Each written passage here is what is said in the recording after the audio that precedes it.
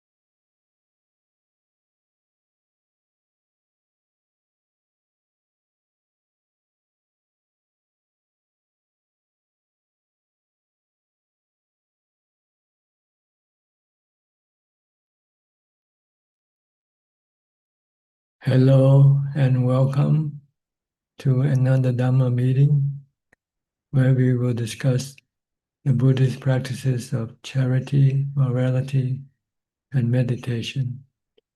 Everyone is welcome to join. We are waiting for our first participant, which is Mike from New York. Hi, Mike. You're the first one to go today. Wow, how lucky I am to be the first person to be on the call today. How's everything at the monastery, Fra Ajaan? Okay, peaceful. Peaceful? Yeah. That's good. How's the weather? Is it really hot right now? Yeah, it's well, it's normal here. For you, probably hot. It's about 80, 90, Mm. but this is normal weather. Low 80, high 90 between. And you're still in the middle of the rains retreat right now? Yes, yes. We have 3 months retreat, and we're going into the second half now, I think. Do you have a lot of new monks who are ordaining for this rains retreat? Usually about 10, Mm. more or less, and they're just temporarily they ordain for the residents, and then after the rain residents, they disrobe. It's more of a custom tradition for Thai male to become a Oh, monk for a brief period to learn the teaching of the Buddha. But do they any of them don't, stay on? some do, and some continue to stay on. Some take leave after they finish their time because they have a family. Sometimes they have job work to do. So it differs from person to person. Mm. But we have some people who ordain for a long time also, but not many compared to the people who ordain temporarily. Maybe 10 to 1 or something like 1 to 10. Mm. Do you get lots of visitors to Wat Yan this time of year? Well, we have two types. People who come regularly to give food, to give offerings, to support the monastery. They usually come on the weekend when they don't have to go to work. And there are people who also come on weekdays because they have their own business or something. It's convenient for them just to come. And then we also have some tourists who just come to pay respect to the statue, the Buddha statue, and ask for some blessing and do some donation to the temple. And we also have some who come and stay for a retreat, sometimes 3 nights, sometimes 5 nights, sometimes 7 nights. So these are type of people coming into the temple.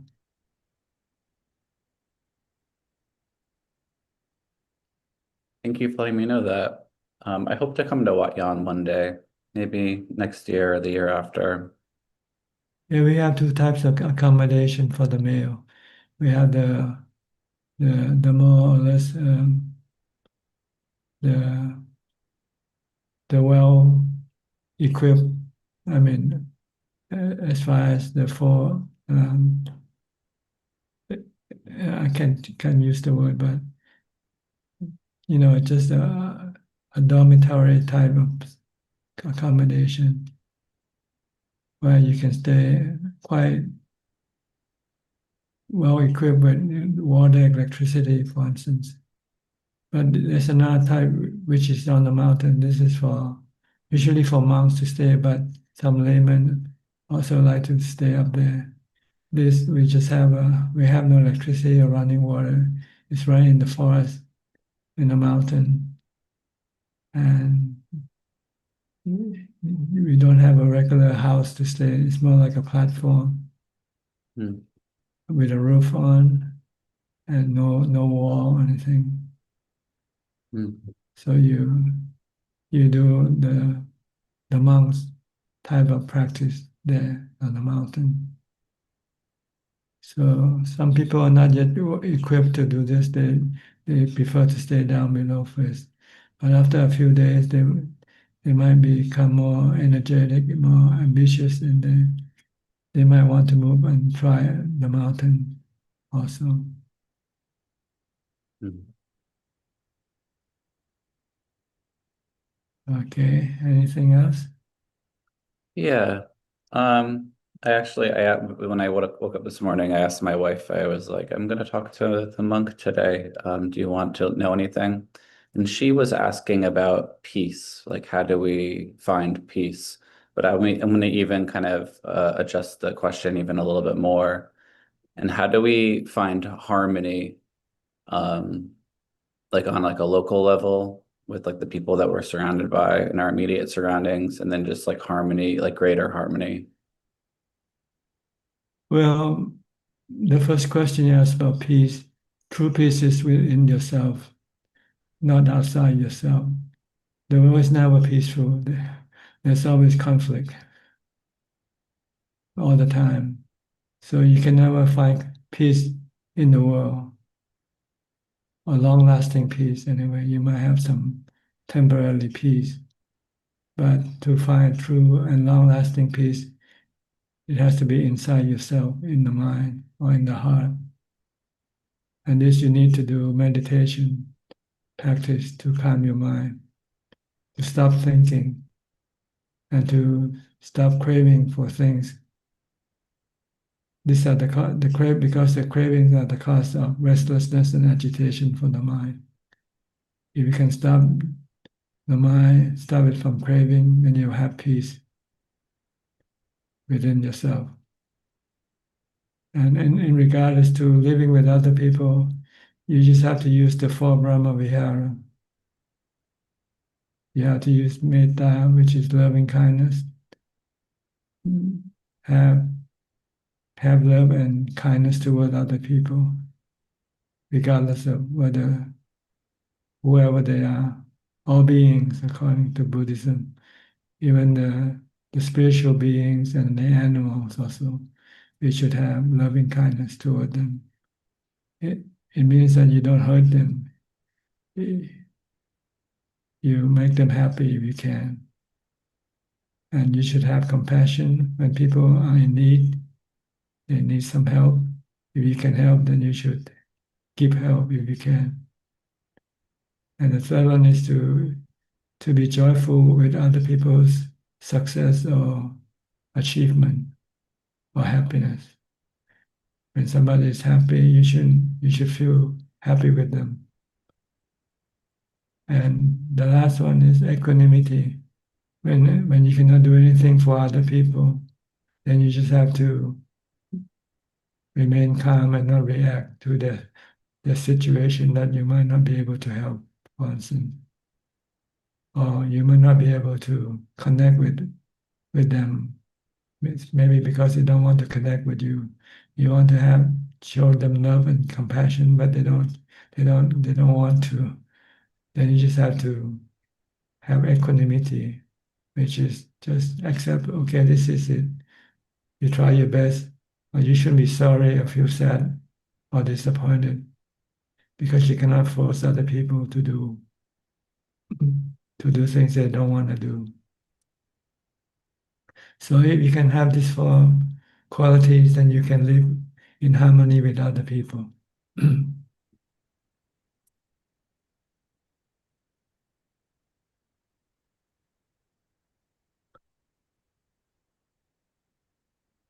Okay,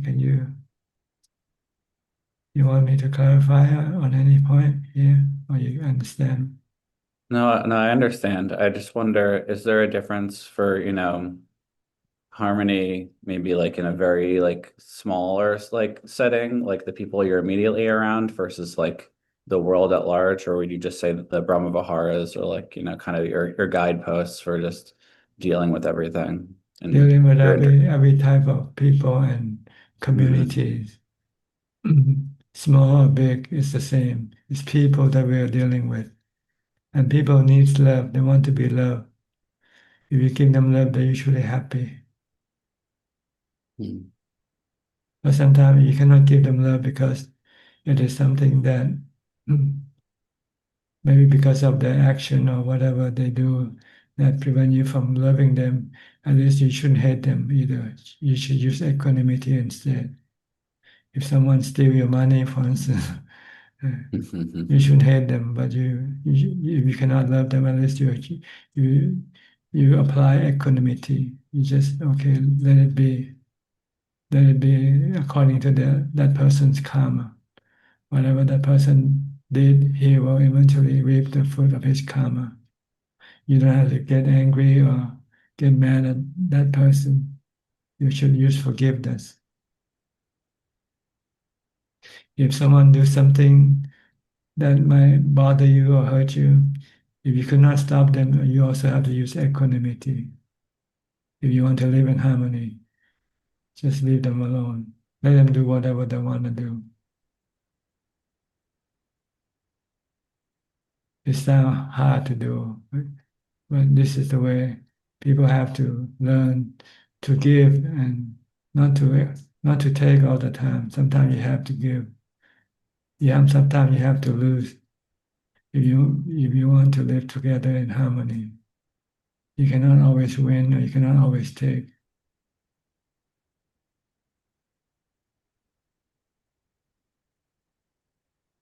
The problem is everybody wants to take, everybody wants to win. So then you have conflict. And this conflict can last for generations, like countries that hate each other. They keep hating each other all the time because they want to win. This is my land. The other person, this is also my land. So who's going to have the land? The stronger one, right? So they use force.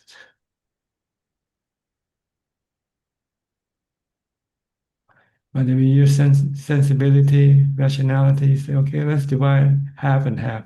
You take half, I take the other half. No, I want it all. So what can you do?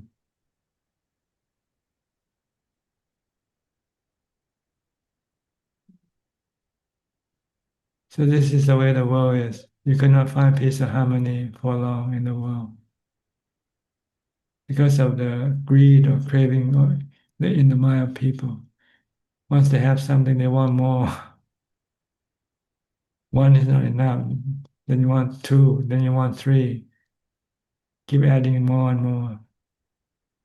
And then eventually you have to end up fighting.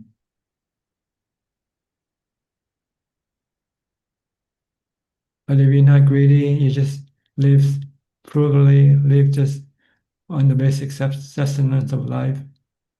You won't have trouble with anybody. Our trouble is we want so many things, and sometimes it infringe on other people's right or whatever they have. But if you meditate, if you find peace within yourself, you have contentment, then you're not greedy. You don't want much to exist. You don't need much to exist.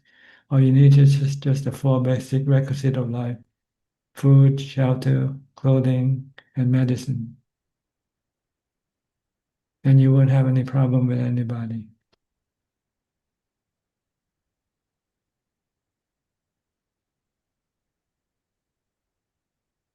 That's the goal of becoming a monk, just to find peace and contentment, and then live frugally, live with just the basic sustenance of life.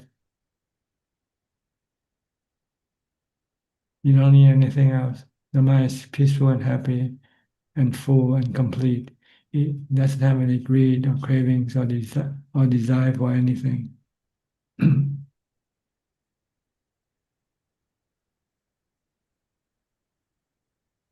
Look at your background, my background. What do you have in the background? You have shelves, you got books. I got nothing. For me, to have anything is more of a problem than not having anything. You have things, you have to look after them. You have to clean them. Here, just a blank wall, nothing to look after, right? When you have something, you have to look after them. And if you lose them, you feel sad. If you have nothing, then you have nothing to lose, nothing to feel sad about. So this is the basic Buddhist philosophy. Small is beautiful. The less you have, the happier you will become. The more you have, the more restlessness and worry you will have.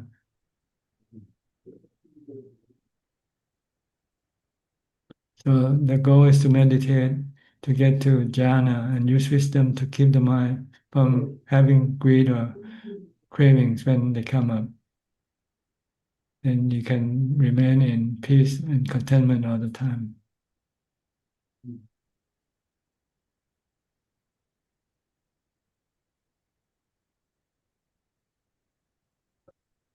Okay.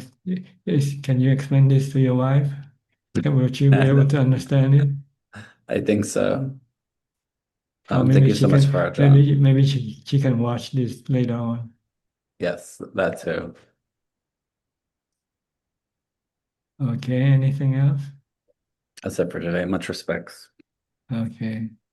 Next, Professor Ken from Switzerland. Good afternoon, Ajaan. Are you in Biel, Switzerland, right? Biel. Yes, Bill. Okay. Is this the same town where Claudia is staying also, living? No, she stays in Basel. It's, Basel. yeah, it's not so far away from here. Mm. I enjoyed your Tanajan's discussion there about the accommodation at Wat Yan. It's the first time I stayed there. I was down below, and the second time I stayed on a platform up on the mountain. Yes. And the mountain I found very useful because the main thing I noticed, I was very, very alert all the time and vigilant, and there was absolutely no drowsiness or sleepiness during that time because you have to Be keep very mindful. mindful. Be very Yeah, careful because you you don't were, know what's gonna come to you. yeah, there were all sorts of things coming and going. So the main thing I noticed was the hyper vigilance and mindfulness. So if Mike goes there, I recommend the mountain Yeah. if you're brave enough to tackle it.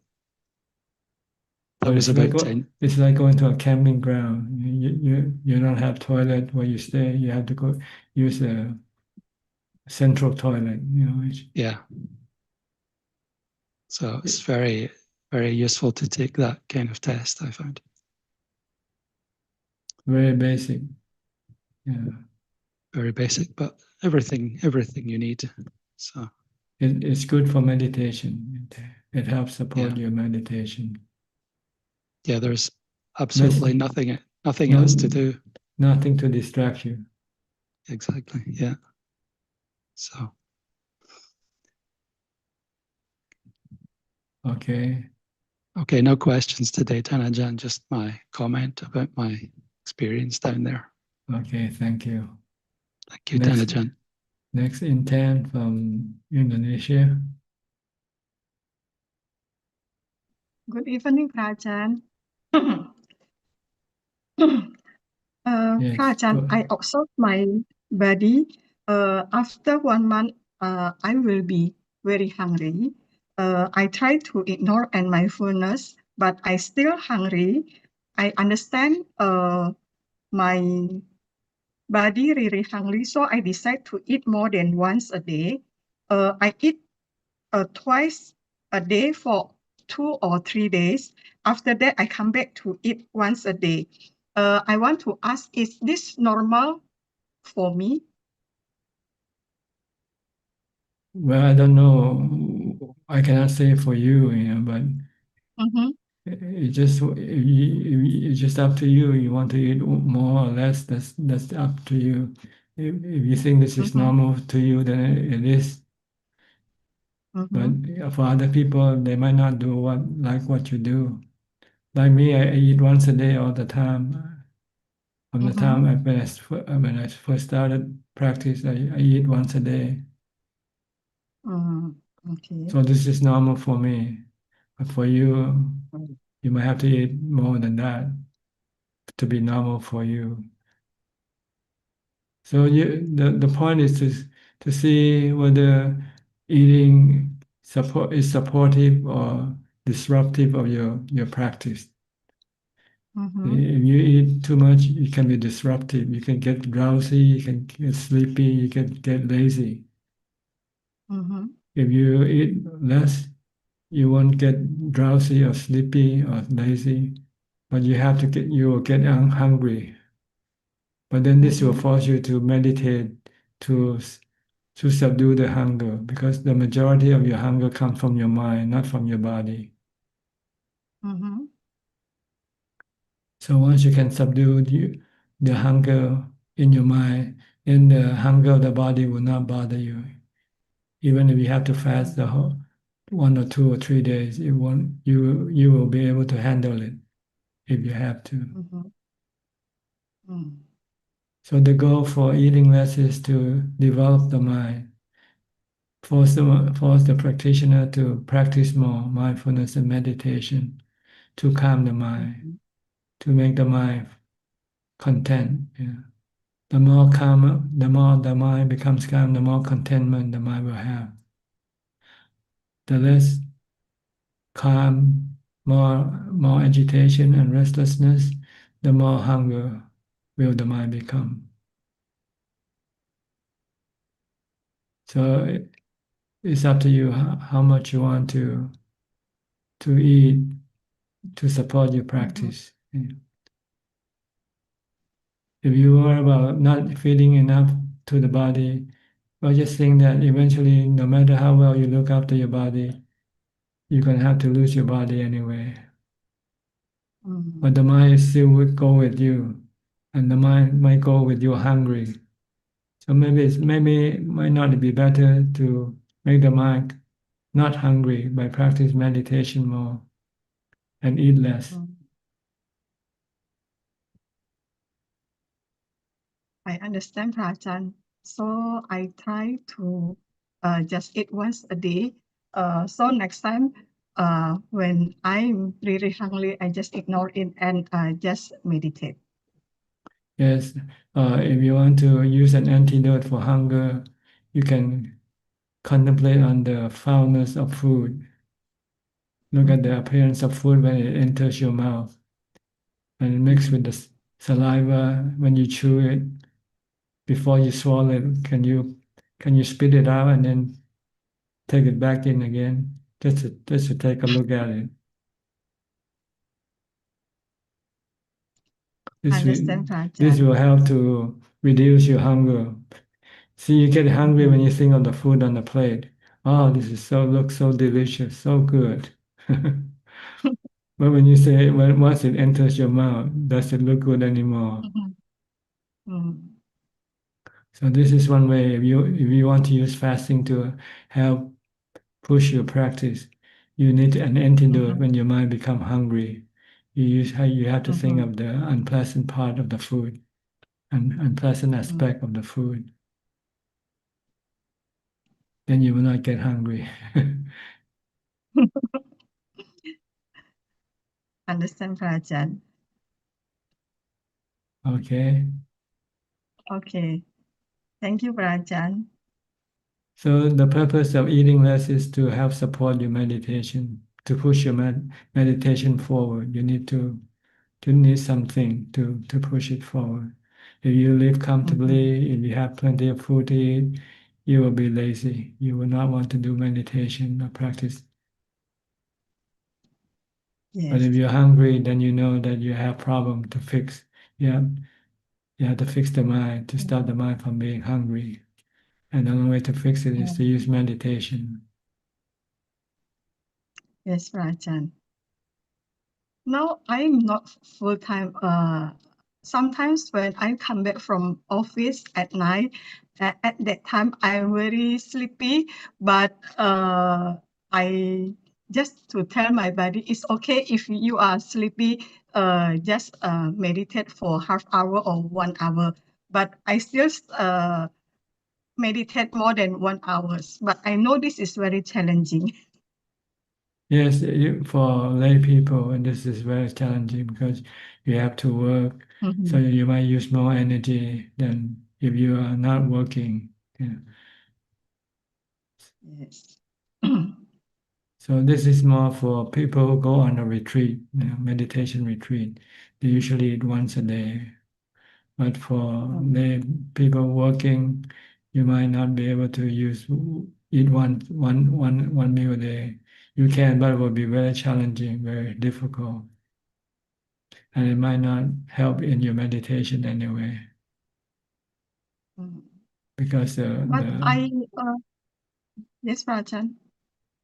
Because of the hunger might be so severe that you might not be able to concentrate on your meditation anyway. But you have to try. Yeah, it's up to you. I tell Rajan, I eat once a day. I think more than 1 year. But I observe almost every 1 month I have a problem like before I said I'm very hungry. So at that time I eat twice a day, just for 2 or 3 days. After that I come back to eat once a day. Okay. As long as you know what you're doing, you want to advance in your meditation, then eating less will be one of the means of doing it. But if you just want to eat less just for the sake of eating less without doing any meditation, then it defeats the purpose. It might be able to look after your health, your diet, and your weight. But if you don't use it to help you in your meditation, then you're not gaining anything in that aspect. Some people fast not for meditation, they fast for their figure. They might be a model or something, and they have to keep No, keep a Rajan. certain. This Well, is to cut my kilesa for food, okay. Rajan. That's right. The purpose in Buddhism fasting is to cut down our cravings, our defilement, Yes. not to maintain a nice figure of the body. Yes. Although that might be also an added bonus, but it's not the main purpose.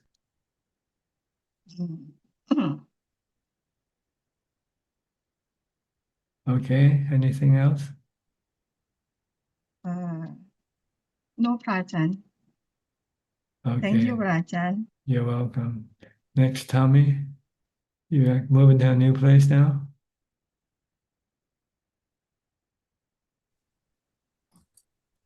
Yeah, you can speak now. Go ahead. What's going on? Have you moved into your new place? Go ahead. I can hear you. I wanted to ask about the section about the factors of awakening. Okay. Should I just read the first bit?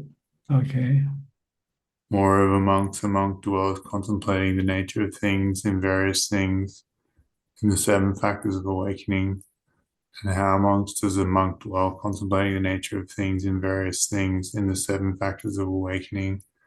He amongst the monk having the mindfulness factor of a complete awakening in himself knows there is the mindfulness factor of complete awakening in myself, or not having the mindfulness factor of complete awakening in himself, he knows there is no mindfulness factor of complete awakening in himself.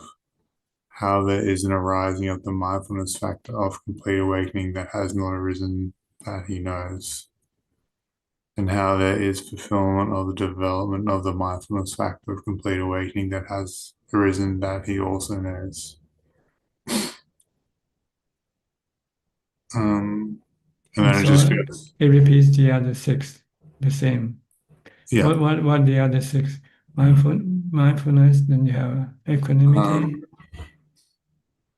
Investigation of the nature of investigation. things, Okay, that's wisdom or vipassana. virya, energy, Yeah, joyful interest, chanta, I think that's calmness, samadhi. concentration, Okay, equanimity. equanimity. Yeah, that's it. Okay, these are the qualities you need to have in order to become enlightened. That's what it means. Calm. So it's another way of expressing the Noble Eightfold Path, but only in in seven videos. He mentioned more now on the mental parts.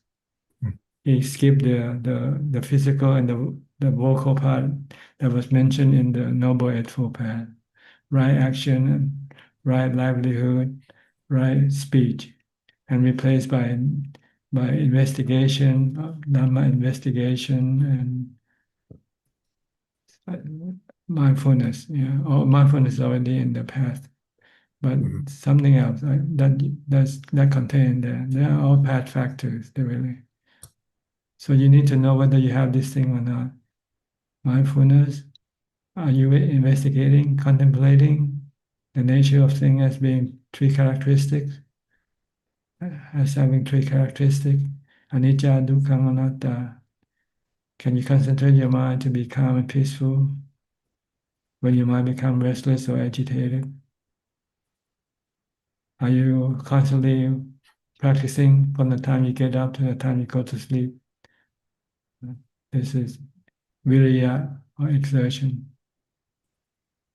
So they are the same thing like the Noble Eightfold Path, presented in a slightly different way. Mhm. That's all. So when you practice, you'll notice you can check out yourself. Am I constantly mindful? Am I constantly practicing all the time?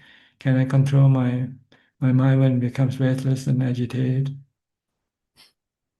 Do I see the three characteristics of existence? Do I see the Four Noble Truths? Calm. So this is basically what the factor of enlightenment are. Okay. Seven factor of enlightenment. If you have these factors, then you're almost there.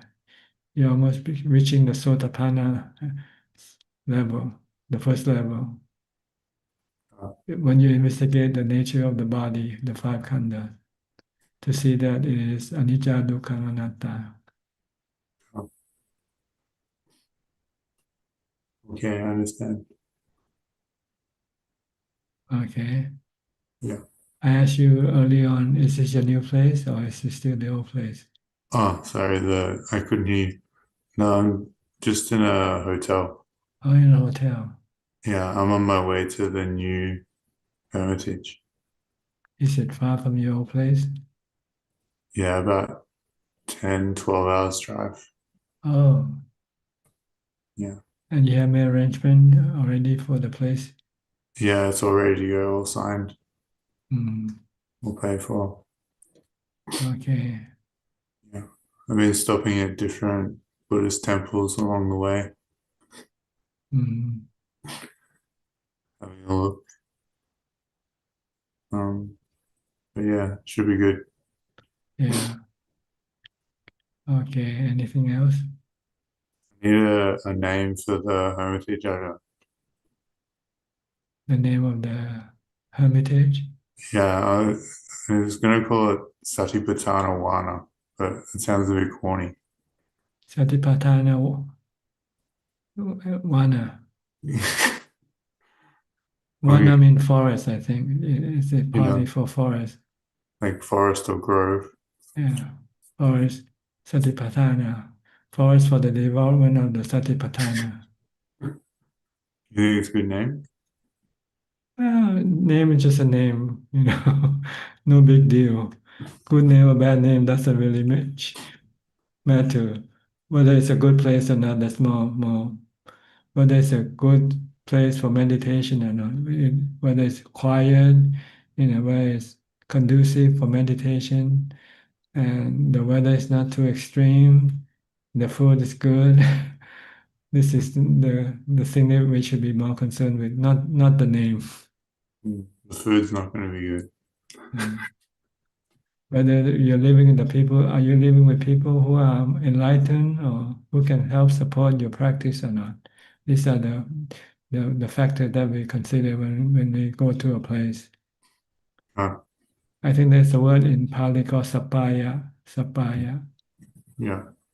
conducive for practice. The weather, the food, the people that you might have to live with, Mhm. and something else I can think of. There were five of them. Ah, The weather, the location, the food, the people. These are the thing that you have to deal with. If they're good, then it's a good place to practice. If it's not good, then it can be rough or can be difficult to practice. I'll find out. Mm. You're gonna stay there alone though, isn't it? Or is there somebody else living there? Is it a community or just a place you practice alone? It's just like a house in the forest. Just me. Okay, that's good. No. Then you don't have to worry about the people factor. Well, unless I can find an enlightened person to come live with me. Yeah. Well, nowadays you can come in online and meet them, or you can study, read, read books. Oh, yeah. Okay, Thanks, Ajaan. okay, you're welcome. Next, Masha from Ohio. Good morning. Yes, good evening here. It's good to be here. I had kind of a development in my practice over the last month, and the mind started to become noticeably empty. And so if I was meditating, the breath, there would be like no friction. It would be like a silent movie where I could know the breathing in, and then there'd be like the end was so obvious, and then the breathing out, and the end was very obvious, and there was nothing else. And I happened to be doing a little mini retreat at a temple near here, and for that whole day, I had gone to a meditation program and then done a little retreat by myself afterwards. And if I was walking or sitting or just sitting and watching my mind, I could see the thought. As soon as I would see the thought, it would be gone and there wouldn't be the proliferation. I could see one thought and then there'd be a space. And then I could see my breath and there would be a space between every in-breath and between every out-breath. And it was just so quiet. It was just like an empty room. And even during the day afterwards, the mind was very like empty all the time. And I wasn't constantly thinking all day long. Or if I was, I would see it and there would be these spaces. And, I can't say that it was peaceful, but it was just so quiet. It's like the room it was like an empty room. And then the breath would be there and the thought would come and then it would just be gone. It's kind of dwindled off. I'd say maybe for a couple of weeks it was like that. And then I had a family gathering where I saw a whole bunch of people that I haven't seen in many years. And now the mind is kind of like, okay, it just got too disturbed. So it's not quite as the mind is not as empty. Yes, this is because of your mindfulness. The stronger your mindfulness becomes, the less the mind will be active or have any thoughts. The mind will be empty. The more empty will be, the stronger the mindfulness. And when you lose that, when the mindfulness becomes less strong, then you start to have more thoughts coming in. And it depends on whether you're alone or you're dealing with people. See, if you're dealing with people, you have to use more thoughts, then you're losing more mindfulness. So your mind, instead of becoming empty like it used to be, it starts to have lots of thoughts coming in all the time. Yeah. So from time to time, you need to go to a retreat to wipe out all the thoughts. Yeah. That's the purpose of going on a retreat, to calm the mind, to clear the mind by developing mindfulness and meditation. Yeah, it's really beautiful when it happens because there's no struggle anymore. It's like, that friction, that equanimity. You have equanimity. Yeah. And then I was just going to comment on the conversation you've had about the platform and what the gentleman said about when he did his retreat on the platform and being very, very alert. And, I don't have that experience, but it was at this same temple where I sometimes go for the programs. They have a half a day retreat where you just do a segment of walking and then sitting and walking and sitting. And that goes on for 4 hours. And the people generally don't want to ring the bell. Like somebody has to ring the bell to mark the beginning of the walking, the end of the walking, the beginning of the sitting. And so the last time we did it, I decided, okay, people are tired of ringing the bell. So I said, I'll do it for the whole time. I said, I'll just ring the bell. I want to do it for the whole 4 hours. And I have to say, I was so mindful and so happy.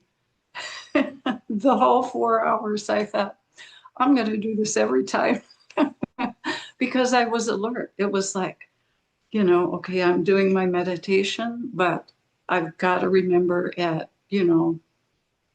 20 minutes to the hour, I have to ring the bell to change to walking. And at the 9 or 10 o'clock hour, I've got to ring the bell. And I thought, wow, it was the mindfulness. It was like I was totally mindful the whole time. And so it's a different kind of a, experience, but just having to be alert.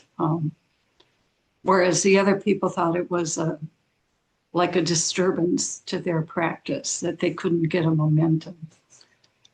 Anyway, it was an interesting experience.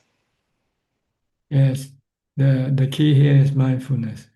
Mm-hmm. So the more mindfulness you can have, the stronger the mindfulness, the more empty the mind becomes.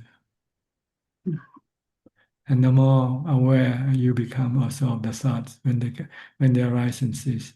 This is when you can use this to watch your defilement when they come up also, because Yeah. your defilement comes up with your thoughts. Then you can stop it because you can see it when it comes up. Before you couldn't see it, it's kind of sneak in there without knowing it because you're not mindful enough. Yeah. Yeah. Because you were busy thinking about other things or worrying about other people or things. So you didn't have a chance to take a look inside your mind, what's going on. But with Mm-hmm. mindfulness, you're pulling your attention back inside the mind. So you can see the mind more clearly, or what's going on in the mind. Mm-hmm. So when you get angry, you can see it very quickly. When you become greedy, you can see it very quickly also. Mm-hmm. Or when And you it's, become Or when you become delusional, you can also see it also yeah, if you have wisdom. yeah, yeah.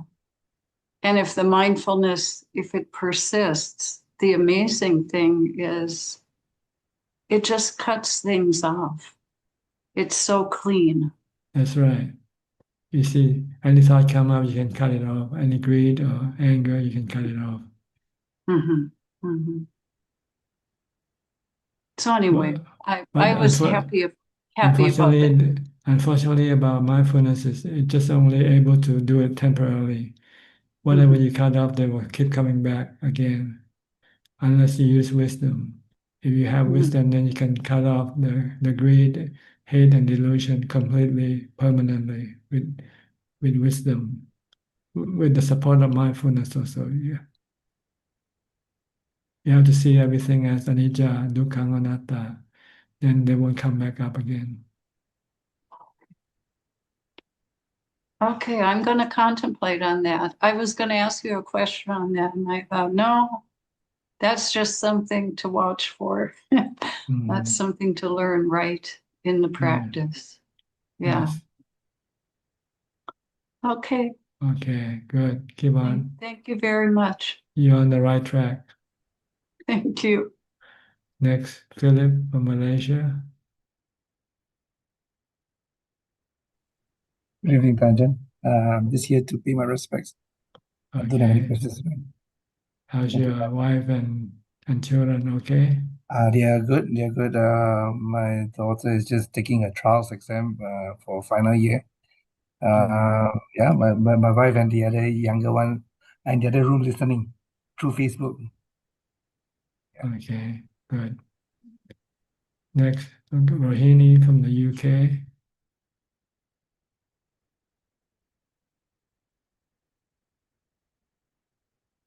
Good evening, Ajaan. How are you? Fine, thank you. And you? I'm fine, thank you. Ajaan, we all have different type of craving and tendency towards certain things. Is it because we have had those craving in the past, or why we have um, greater tendency for certain things? They become habitual. Whatever you used to do, it becomes a habit. See, some people crave for worldly things. Some people Yes. crave for spiritual and trying to, um, trying to gain. That's Some people because have fear about the that's samsara and trying to live. Yeah.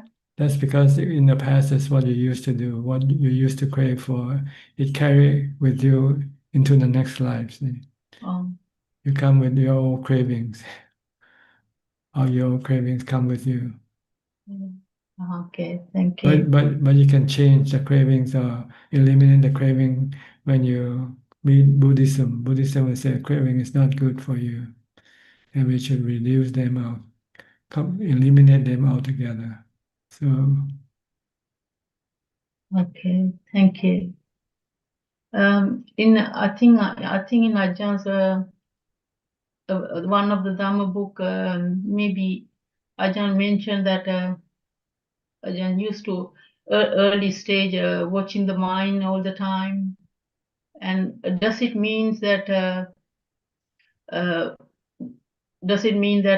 we should be mindful all the time, or does it mean that we should be careful with our thoughts creeps in, and is it demeritorious deeds, or what is watching the mind exactly means?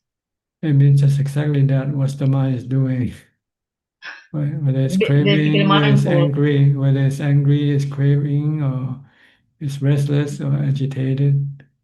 In order to be able to see it, you have to practice mindfulness first, develop mindfulness. Like Marsha just talked about. You have strong mindfulness, then instead of sending your mind outside, you are pulling your mind back inside the mind. So you begin to see the mind more clearly. Oh, Without mindfulness, your defilement will send the mind outside toward the sensual objects. So you won't be able to see what's going on inside your mind. But when you meditate or you practice mindfulness, you're pulling the mind back inside. So once the yeah, mind is back inside, once you have equanimity, you will always be watchful of your mind. yeah, Once you have jhana, then the mind will stay inside more than going outside. And you'll see every movement of what's going on inside the mind. Whether it's angry, whether it's greedy, whether it's delusional, whether it's hateful or anything, you'll be able to see it right away when they come once up. Mm. And jhana. it's just how finding the way how to get rid of them when they come up. The Mm, easiest way is using mindfulness, just cut it off, don't think about it. But they keep coming back if you use mindfulness just to stop it. If you want to prevent them from coming back, you have to use wisdom, which is the three characteristics of existence. Whatever you crave for, you have to see that they are all dukkha for you. yeah, yeah, When you see dukkha in the thing that you crave for, then you'll stop craving for them. But you still see them as being giving you happiness, you will keep craving for them. yeah. I understand very well the three characteristic of nature, but I'm just wondering how my understanding differ from a Sotapanna level, or Well, if you understand the Sotapanna level, you understand the nature of the body and feeling, that they cause you suffering if you cling to them. If you don't have any suffering, then you just leave them alone. Let the body die, let the painful feeling arise, and don't do anything to them, leave them alone. Because by having desire to get rid of them will create suffering for the mind. If the mind doesn't want to have any suffering, then the mind just have to use equanimity,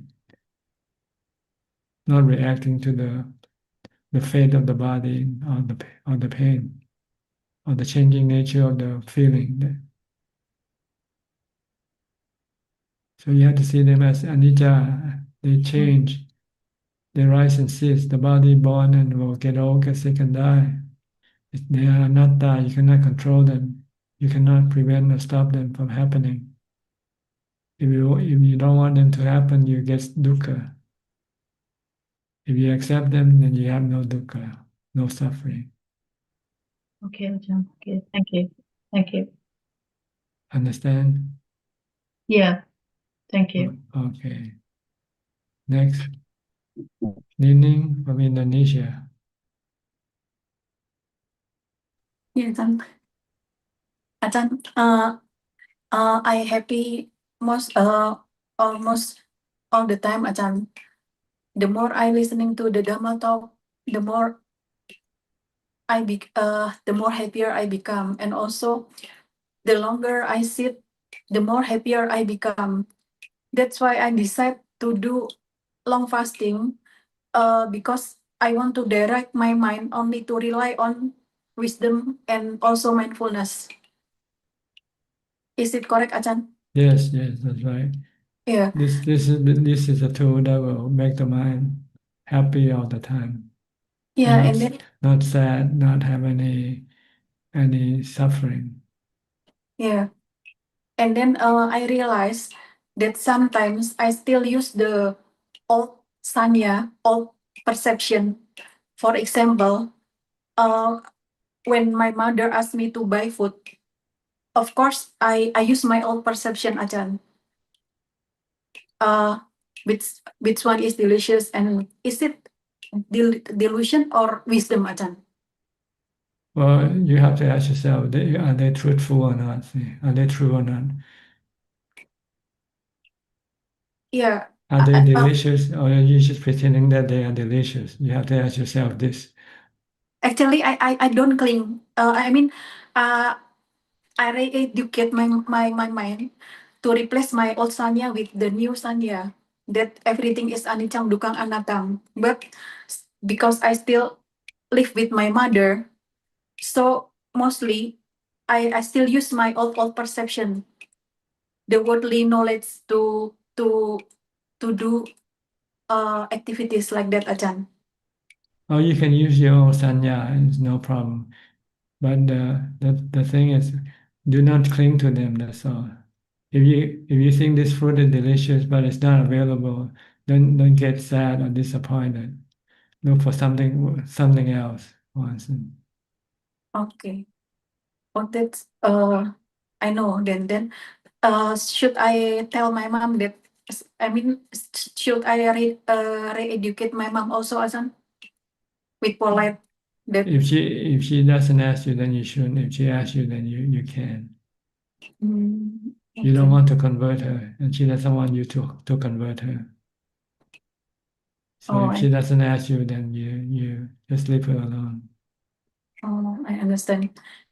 And then if I protect, for example, if I'm in the forest and then I do meditation inside the tent, if I protect my tent with by sprinkling the salt to protect from the reptile, Yes, you sometimes. can do that. You can do that. No Oh, but problem. if they die because of dehydration of the salt, it's not my fault. Well, when you do it, if they're not there, then it's not your fault. If they come afterward, then that's the problem. Oh, I If you see. don't do it directly, causing them to die directly from your action, when you putting up the defense, and if they happen to be there and you cause their death, then that's wrong. But when you set up the tent and there's no living things that being hurt by you setting it up, they only hurt when they come later on, and that's the problem. Oh, I see. And on Sunday on Dhamma talk, Achan speak about that after death we experience the good state of mind and bad state of mind. But my question is, since Sotapanna will not reborn in the lower realm, so uh, the Sotapanna will not experience the hell. I mean, the bad state of mind. That's right. So the bad karma that Sotapanna has done in the past. They can stop, the Sotapanna can stop them from appearing. Oh yeah, I thought can stop or or still have to reap the bad karma, Ajahn, but not cling to. Not the mental part, but the physical part. You still might have to, if you meet your own enemy can try to attack you once, but the mind will not be affected because the mind has let go of the attachment to the body. Oh, I see. Because many times Ajahn speak about the life after death. So many questions about that. So I It's just just like dreaming. When you go to sleep, you have dreams, good dream and bad dreams. That's about it. That's what life after death is. Oh, okay. And you cannot control the dream because the dream was being controlled by your good or bad karma, was produced by your good or bad karma. Mhm. Good state of mind is good dream, bad state of mind is bad dream. That's what it Yeah. is. And heaven and hell is not the place, but it's just the state of mind. Yeah, and the dreams that created by the good or bad karma. So born in the human realm is the only opportunity to reach the enlightenment. To do good or bad karma, see, Yeah. and also to become enlightened. But you can also, once you become a sotapanna, you can become enlightened without living in the human realm. You can continue on your path in a spiritual form. Only maximum 7 times in human, but can also not reborn again in the human realm. If you can advance to the higher level, once you reach an anagami level, then you won't take human birth anymore. That's the third level of enlightenment. When you have relinquished all of your cravings, sensual pleasure cravings, then you will not need to have a body anymore. So you will not take birth, a human birth, but you still have to take birth as a Brahma, the God, Rupa, Rupa Brahma and Arupa Brahma. And then after in the And after that, when you've completely eliminate all of your desire, your cravings, or your defilement, then you no longer take birth anywhere anymore. You live in Nibbana, exist in Nibbana.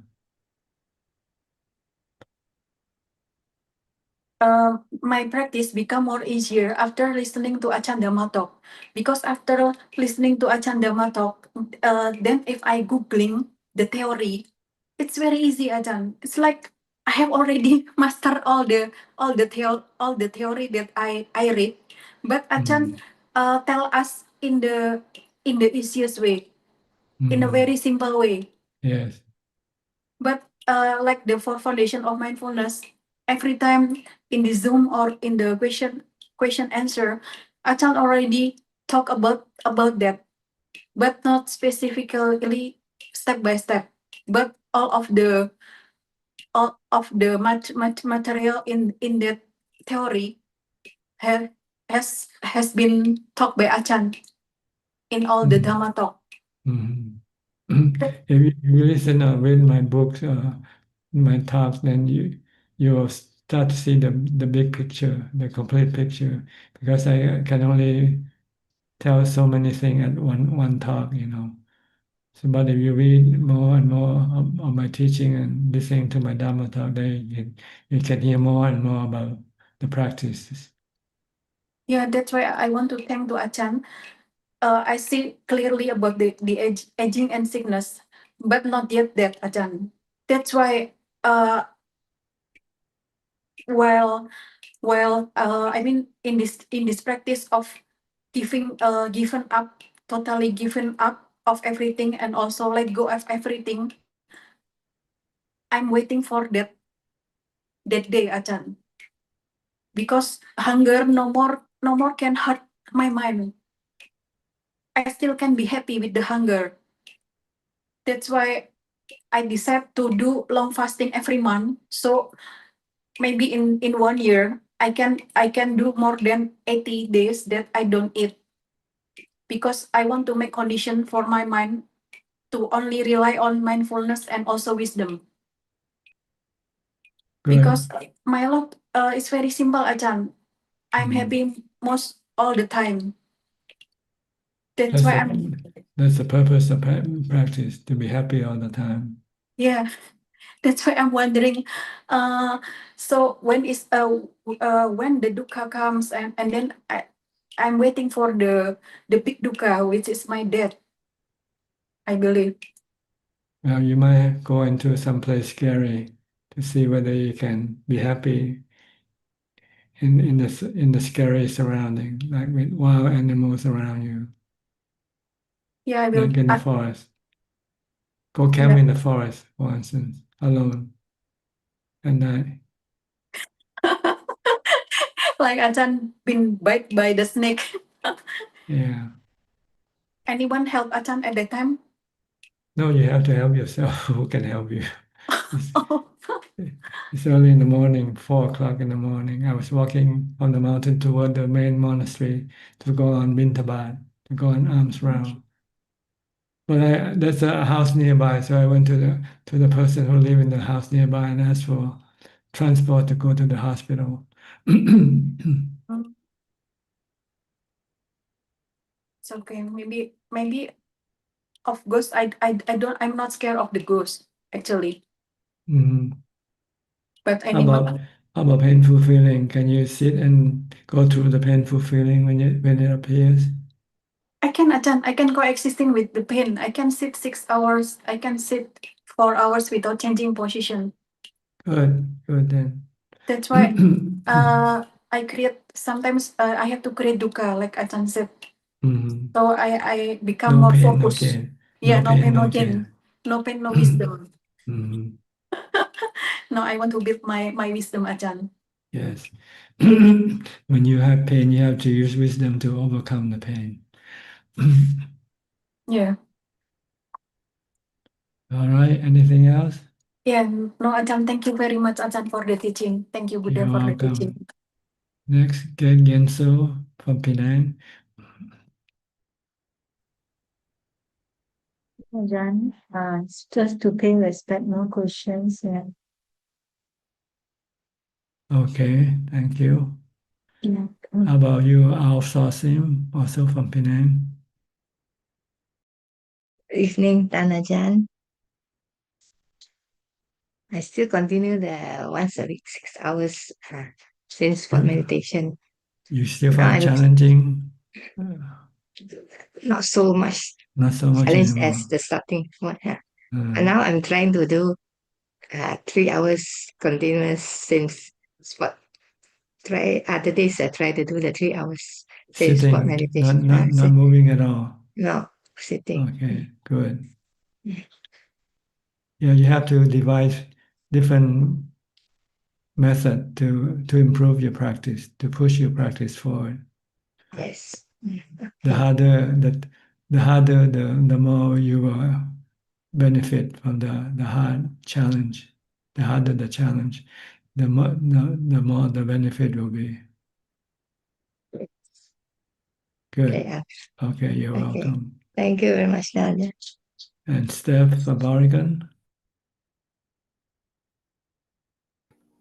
Hi. No, how are you? Well, you know how I am, Lori. I've been saying Yes, I this. know. You're doing well. You're content. I finished your book yesterday. Very good. I'm so thankful to have read that. Sad that it's over, but it's okay. I know what I need is more meditation, and More mindfulness. my mindfulness is growing as I talk to you. It's like Yeah. I can feel the. I was driving with my husband, and he said I was a very pleasant companion. So usually I'm like stressed out by the traffic, and I was really just staying and noticing. Yeah, I was noticing that if I want there to be no traffic, that's wanting. It's other than what it is. And I'm starting to see the wanting in the moment. So just more meditation and more mindfulness. Yes. Yes. And less reacting to the situation around you. The Yes. calmer Yeah. you become. And then the less annoying you will be toward other people. And my husband. So yeah. Just take up less space. Yeah. Yes, good. Yeah. Practice mindfulness, equanimity, calm, don't react emotionally. Yeah. Just leave things alone, let them be. Leave it alone. Let it be. Yes. Yeah. Okay, good. Thank you. You're welcome. Next, Alvin from Malaysia. Namaskar, Ajaan. Ajaan, just to continue with Nining's question on the Sotapan, which born another 7 times. Not only in the human realm, right, Ajaan, it could go to the one of the sensual pleasure heaven as well, right? Well, I think it refers to the human realm, but it can also other realms might not be counted, you know. But the maximum is 7 rebirths as a human to continue with your practice. I see. Okay. So it refers to human realm. Okay, just to clarify. But you actually, once you become a Sotapanna, you might be able to advance while you're in a spiritual form. I'm not so sure, but it might be harder because there's nothing to stimulate your practice when you're in a spiritual form. There's no dukkha usually because you'll be usually happy. So you have to take a human birth and have to face the suffering of the body, for instance, and also your sensual desire for other people when you see other people that is attractive to you, then you might have to develop a super in order for you to move up the next level. So Ajaan, but don't worry about it. Just keep practicing. That's all. yes. Yeah. I mean, if in this lifetime can never become Sotapan, is it correct for our aspiration to be reborn as a human? Because in this case, only human can progress, right? No, I think the aspiration is to be able to practice every day. I think this is better. Don't worry about because you cannot control events in the future, whether you're going to be born a human or animal or spiritual being. It depends on the karma and other that you did. So I think you should concentrate more on the practice now, aspiring for more time to be able to do the practice, because then it will bring you all what you wanted in the end. Yeah. Okay. Understand. Yeah. Live the present. Understand. Yeah. Yeah. Okay. Okay. Thank you. You're welcome. Next, Kokseng from Singapore. Good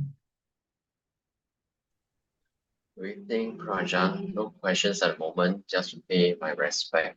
Thank you, Prajan. Surprising, this is the first time you didn't ask any question. I was expecting something.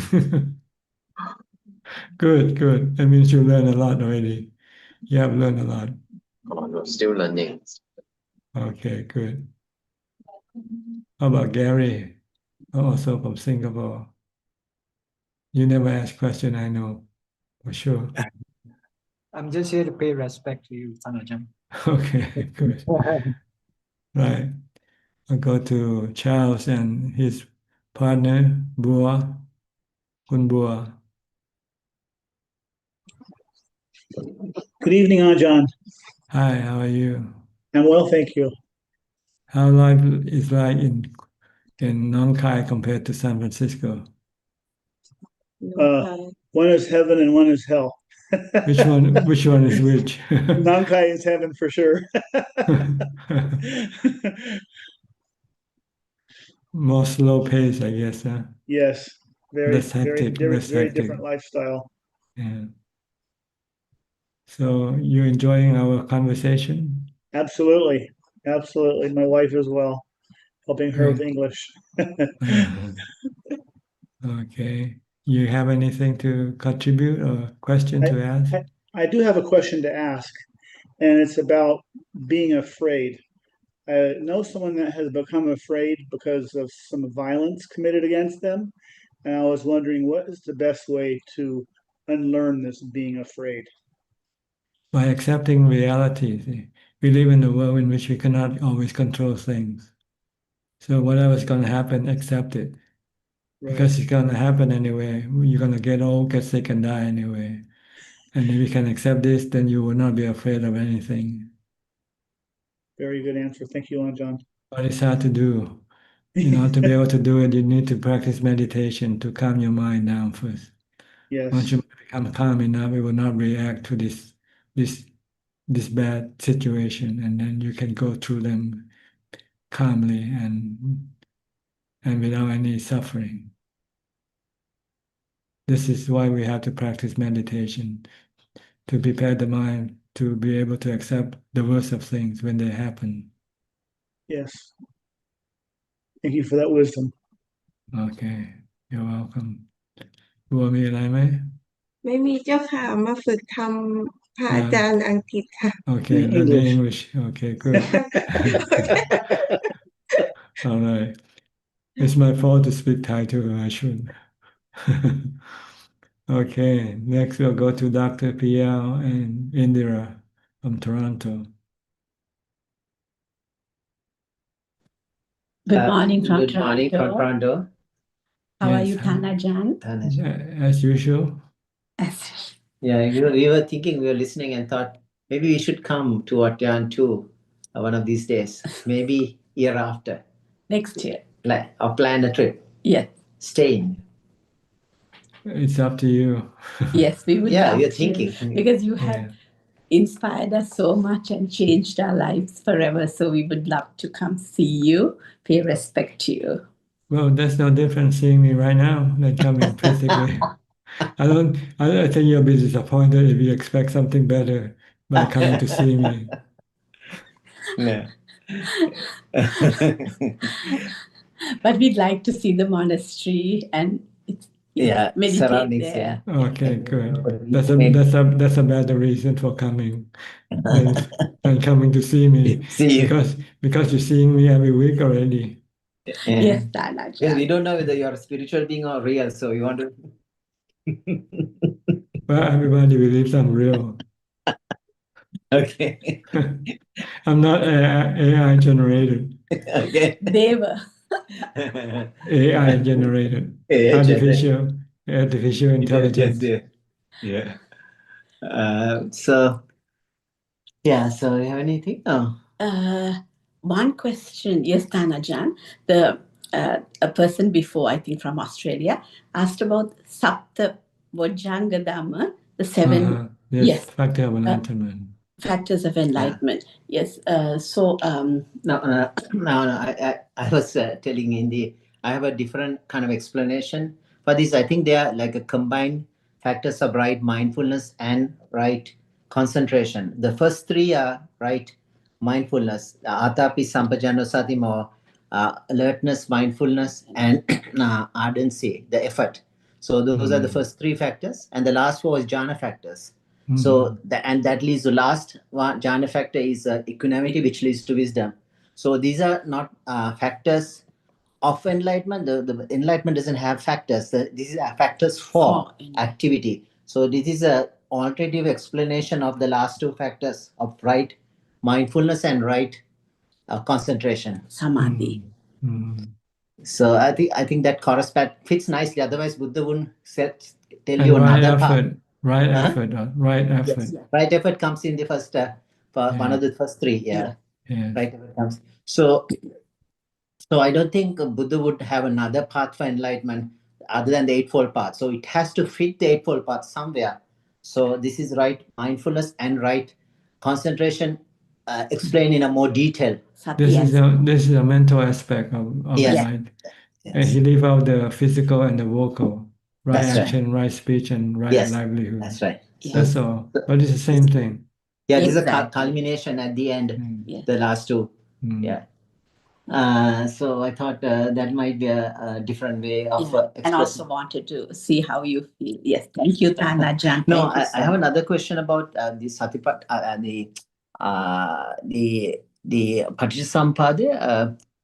Now, the thoughts like the avijja paccaya sankhara is already happening before the senses coming.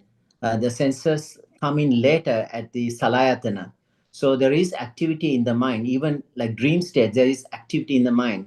So how would one direct the sense, to which sense, if you drive through somewhere, you not always thinking of other things you see, you pass through, but is it the attention or craving towards that which guides you to which salayatana? Because of already there is activity in the mind. Is your delusion that push your thoughts to think for something, like think for fried chicken or thinking for So it is the attention, right? Attention part right. of the so attention lead to intention.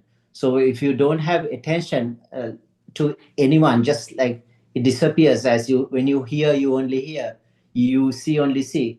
There is no there is attention, there is less attention, and there is no intention. There is no thought formation anymore. No craving. No craving, no Yeah. reaction to what you Yeah. see or hear.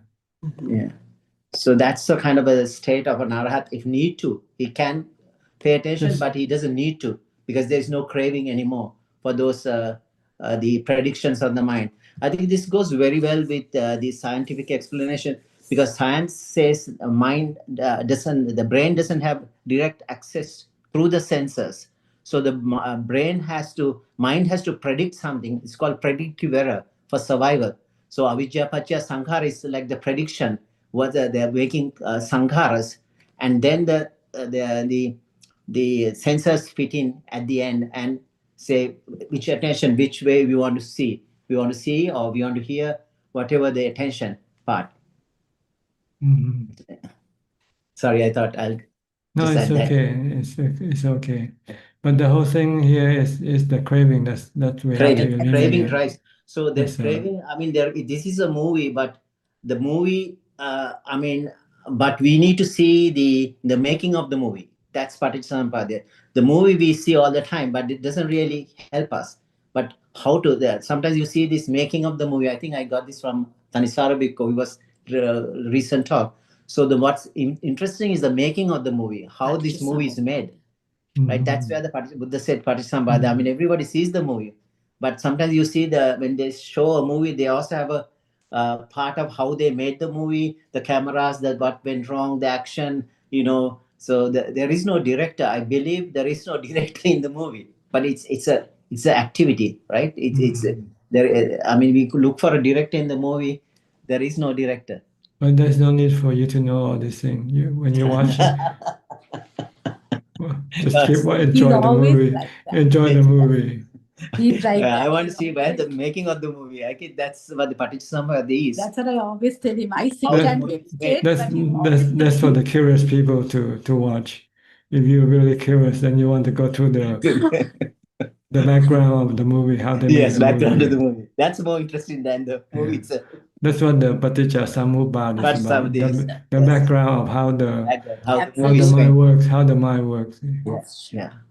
But I think it's good to unravel that because then we know we can't be fooled anymore. There's no more ignorance, right? When we know how it's made, it's like a magician, the trick. Once you learn the magic trick is being made, there is no more magic for you. Otherwise, you'll be, oh wow, like going like that. But then it's a trick of the mind.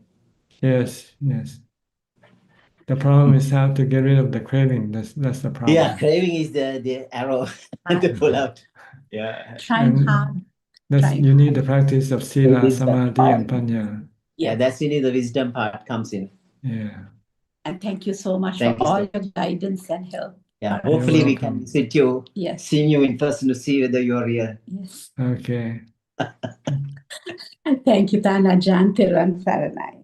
At least you'll see each other every week for now. I don't know about the ESC. Yes. Okay. Thank you. Thank you, Tan. You're welcome. Thank you. Next, Take Belinda from Singapore. Namaskar, Ajaan. Hi. You learn Thai or is it Pali? It's Pali. Namaskar. But it's used in Thai also. Namaskar. Namaskara, I think in Pali. I'd like to say hello to Bua and Charles. Thank them for taking care of me when I was in Thailand. Oh, you met them also. Huh? Okay, good. I thank them. I say hello. And I'm Okay. happy to know Dr. Pierre and her spouse, and they have a plan to see Ajahn, so I'm happy with Joyce. Okay. Oh, good. Tell them that what experience you have when you come and see me. No difference, right? Same as if you're seeing me now.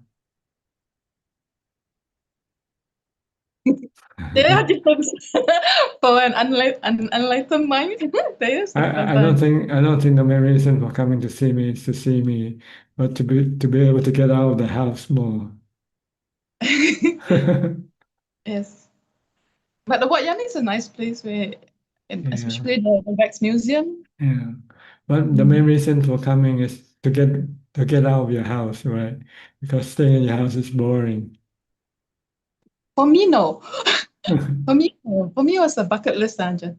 Oh, really? A bucket list trip. So Okay. it was a bucket list to pay respect to Ajahn. Yes. You can do And it then, now here. Why do you have to come physically when you can do it virtually now? yes, we can connect. We have to practice very hard on Dhamma, Ajahn. Okay. Mm. All right. Any question? Undiluted. Undiluted. Very deluded. A lot of ignorance. Still a lot of self, huh? A lot of self. Me, I, mine, myself. Yes, and you will renew, no, Ajahn. You say exactly like Masha, special Masha was saying, yeah.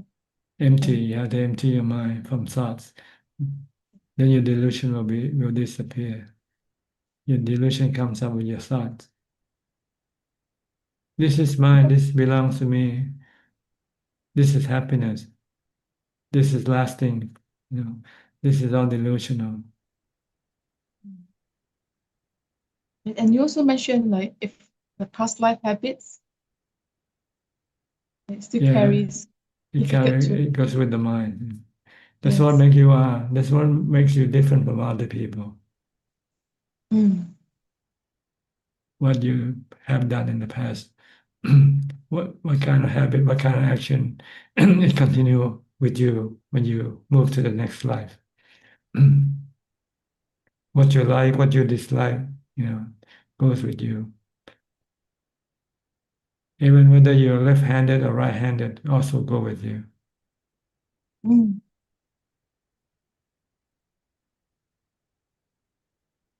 So for us, we just have to raise self-awareness, recognition for now, Ajahn. And then we practice gradually to deprogram, or that for now we recognize or to generate greater self-awareness. What do you mean, self-awareness? To recognize like what are our habits, like getting to know this what we carry in our five skandha. Just to know which is good habit and which is bad habit. Get rid of the bad habit and maintain the good habit. You can change your habit, but it's difficult. Like if you're left-handed and you find it's not good, being right-handed is better. You have to relearn how to use your hand from using left hand to using right hand. But you have to force yourself to do it. But if you're left-handed, if you're left-handed and your left hand has been cut off by accident, then you will be forced to use your right hand anyway. Then it will be easier for you to change when you're forced to change. Well, that sort of dukkha is good. The sort of dukkha forces us to work harder. That's why you have to go live in the monastery or in the temple, because normally no one would like to go live in the monastery or temple because they're not as comfortable as living inside your house. Yes. And to be complacent, lazy. So coming to the monastery is like changing your habits from used to living in comfort to live in discomfort for a change. I have to wake up and follow everyone. Yeah, boy is very hard. Boy, she's hardworking. Yeah. Me too, I'm hardworking too. We will get up, make sure we go to the meditation hall. There's a collective effort that push down the also internal as well. Inside. Okay. But I have a question about like you were talking about left and right-handed. I remember my younger brother, he started off with left hand, and my mom make sure that he uses his right hand. So I just wonder, like sometimes we carry like certain habit from past life, and then But you can we are relearn. reborn. You can relearn. See, you can if you're not used to right hand, you can learn how to use the right hand. But you have to force yourself to learn. The environment changes us, Danja. Yes, it can. Your parents teach you one thing, which might not be what you used to do or like to do. It can be it can be beneficial or it can be harmful, depending on the environment that you live in. If you live in among thieves, they'll teach you how to steal and cheat. See? If you live with wise people, they'll teach you how to be good and kind, for instance. So it depends on the surrounding, on the people that you live with. They can influence your character. But if you have strong character already, if you used to be good, then it will be difficult for bad people to influence you to become bad. And we take accountability to deprogram ourselves, whatever we inherited in this current life. Well, whatever you do, you reap the consequence of your action. So you find out that by doing this thing is bad for you, then you might want to change.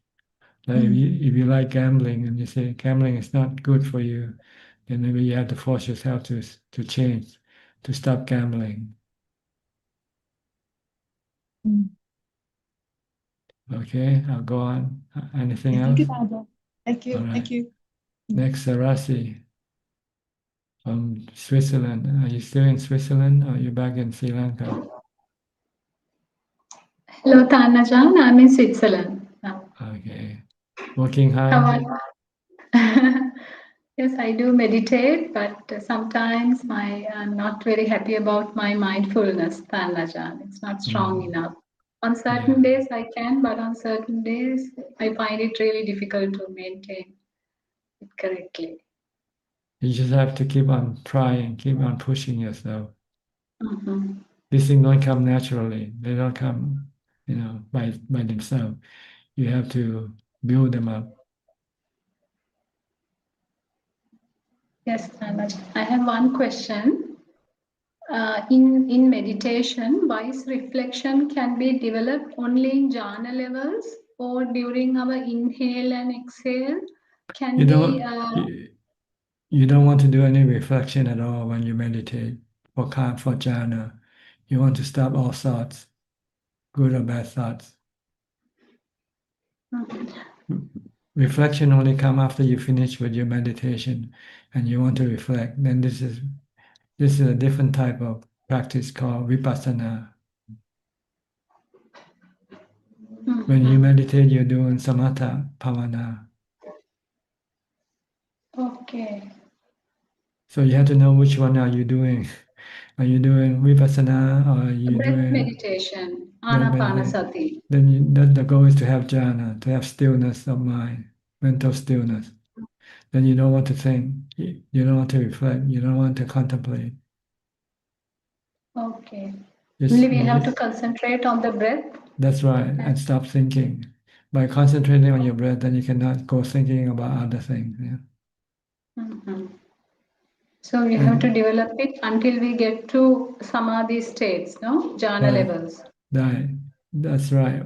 After you have jhana, then you can then develop wisdom by reflection or contemplation. After you come out of jhana, not during jhana. After you finish it with your meditation, then you can do contemplation in any posture you like, walking, sitting, standing, or doing things. You can contemplate. You can reflect on the three characteristics of existence to get to wisdom. Okay. So we always have to see the rising and the ceasing nature of the Things. things. Everything is impermanent. They don't last forever.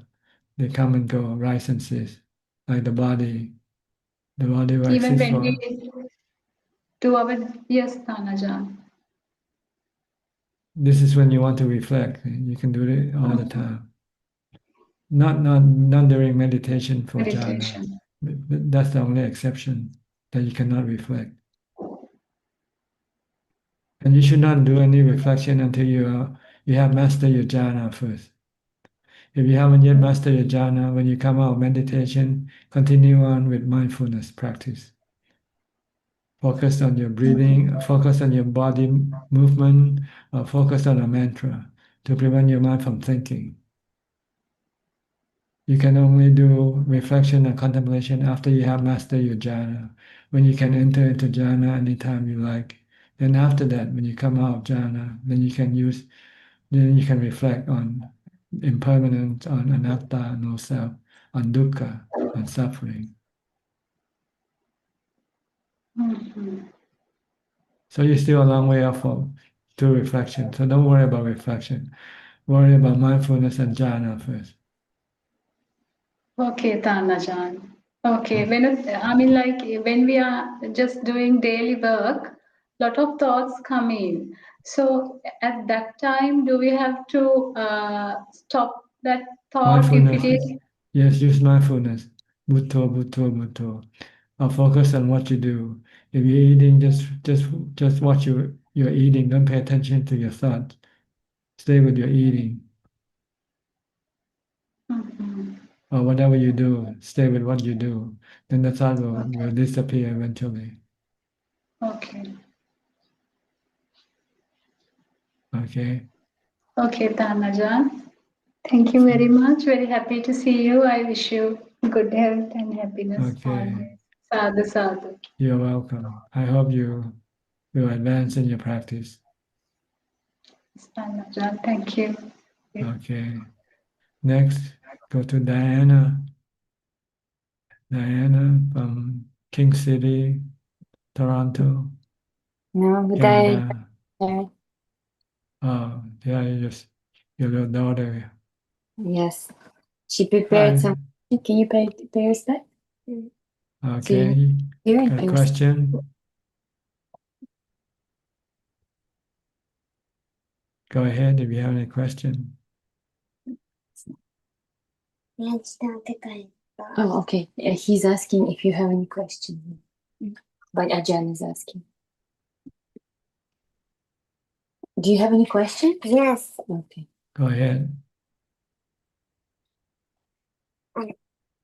What to do when I can't focus on meditation?